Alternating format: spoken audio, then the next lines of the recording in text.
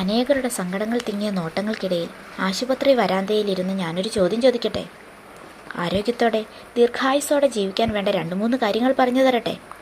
ആരോഗ്യം എന്നത് മാനസികവും ശാരീരികവുമായ സൗഖ്യാവസ്ഥയാണ്.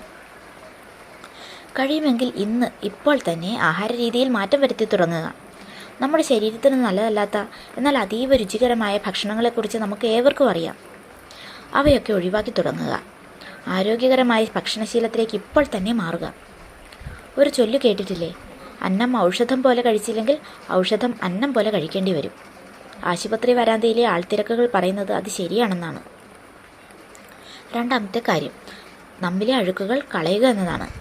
അസൂയ, കുശുമ്പ്, സ്വാർത്ഥത, അന്യരുടെ കാര്യങ്ങളിലുള്ള വിമർശനം, അഹങ്കാരം തുടങ്ങി നമ്മളിലുള്ള മോശം കാര്യങ്ങളെ മുഴുവൻ പടിപടിയായി തുടച്ചു നീക്കുക.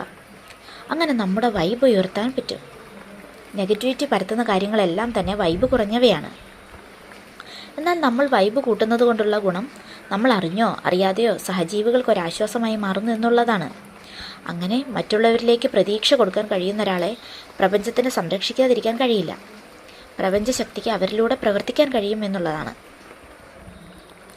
3ാമത്തെ കാര്യം ദാനമാണത്.